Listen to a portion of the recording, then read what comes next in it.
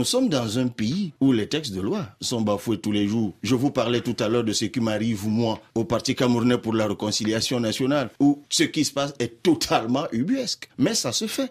C'est pour cela que les Camerounais ont soif d'autre chose. Un pays où on bafoue autant les lois, M. Bois-Bouvier, ne peut pas être attractif. La bataille pour la présidence du Parti camerounais pour la réconciliation nationale PCRN entre Cabral Liby et son prédécesseur Robert Kona atteint des sommets inimaginables. Les exclusions en cascade annoncées fin mars par ces deux hommes politiques ont propulsé ce duel à des niveaux mythiques.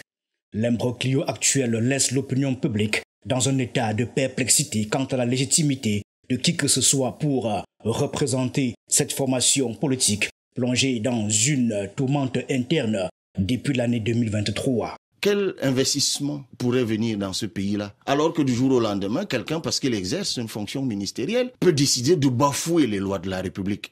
C'est dans ce contexte-là que nous nous trouvons et c'est pour cela qu'il y a aujourd'hui impérieuse nécessité de rupture systémique au Cameroun. Cette façon de gouverner où la loi ne sert à rien, où la loi c'est quelques individus qui font la loi, où c'est quelques personnes de génération épuisées qui font la loi et qui manipulent tout le monde. On ne peut pas continuer comme ça, M. Bois-Bouvier. Les regards se tournent désormais vers l'horizon incertain de la prochaine élection présidentielle, se demandant qui portera l'étendard de ce parti politique. L'interview de Cabral Liby sur RFI ce 10 avril 2024, portant sur les enjeux à venir en 2025, souligne l'importance cruciale de cette bataille politique.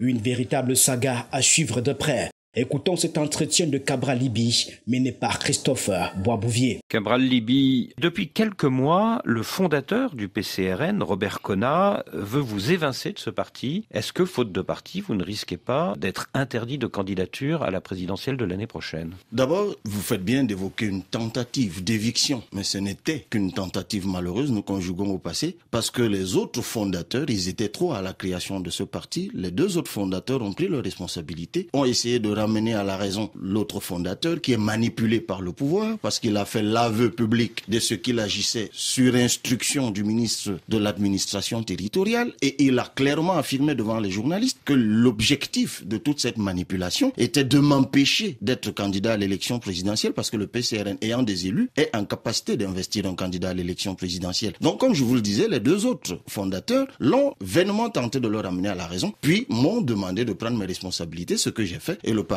l'a exclu. La confrontation entre Cabral Liby, le président national du PCRN, et Robert Kona, l'un des piliers fondateurs de ce parti politique, ne laisse donc présager aucune trêve jusqu'aux échéances cruciales à venir. L'enjeu de ce conflit qui prétend que Cabral Liby aurait illégitimement pris les rênes du parti est d'une grande ampleur.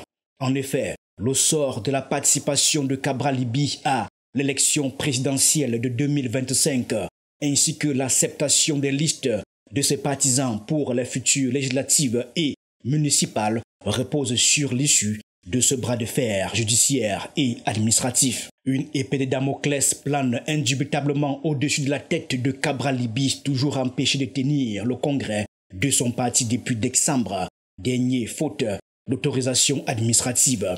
C'est un acharnement sans précédent qui montre bien que l'objectif, comme l'a dit l'ex-président du parti, est de m'empêcher d'être candidat à l'élection présidentielle. Mais ce n'est certainement pas la médiocrité manipulatoire d'un minate. Monsieur Atanganji, le ministre de l'administration territoriale. Ce n'est pas la manipulation d'un ministre qui m'empêchera d'être candidat à l'élection présidentielle. Rappelons que l'ex-président dont vous parlez a saisi la justice depuis novembre 2023 pour obtenir l'annulation du congrès à l'issue duquel j'ai été porté à la tête de ce parti. Mais figurez-vous, M. Bois-Bouvier, que par 3 fois, l'audience a été renvoyée parce que lui, le plaignant, ne se présentait pas à la barre avec l'original de l'assignation. Mais heureusement, à l'audience d'avril, là, début avril, il l'a fait. Mais dit-il déjà, parce que n'ayant pas pu obtenir mon éviction par la manipulation administrative, c'est vrai que le blocus continue. Mais maintenant, ils se sont résolus à aller finalement à la barre et attendons que la justice se prononce. Mais d'ici là, je reste le président national et je suis donc en capacité toujours d'être investi par le PCRN et je doute que la justice se prononce en sa faveur. Pendant que le public est tenu en haleine par la crise au PCRN, une autre intrigue se dessine avec la lutte pour le leadership au sein de l'opposition entre l'Alliance politique pour le changement APC et l'Alliance pour une transition politique ATP. La réaction du député de la Nation à un éventuel rapprochement de l'APC de Maurice Kamto offre un aperçu éloquent des enjeux à venir.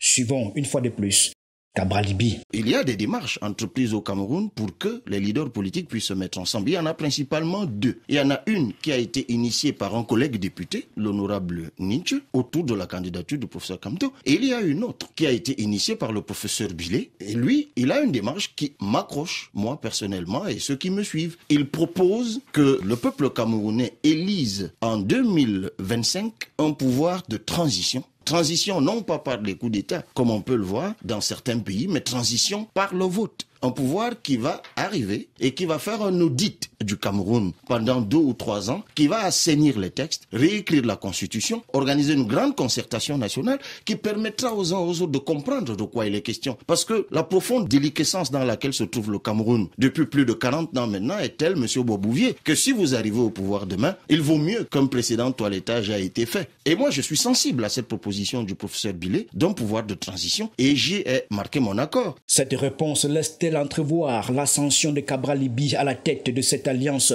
menée par Olivier Bilé? Les révélations dans son entretien semblent indubitablement lever le voile sur les coulisses de cette intrigue. Alors que vous, Cabral Libye, vous pourriez peut-être vous effacer derrière Olivier Bilé pour la candidature à 2025 au nom de cette alliance pour une transition politique, quitte à reporter votre candidature à plus tard, en 2027 ou 2028, une fois la transition terminée, c'est ça? Je l'ai toujours dit et je suis constant. Je pourrais, moi, m'effacer, moi, Cabral Libye, au profit d'un Olivier Bilé, puisque c'est le nom que vous avez cité, ou d'un autre. D'ailleurs, à ma connaissance, monsieur Olivier Bilé, lui, il n'a pas encore dit qu'il serait candidat.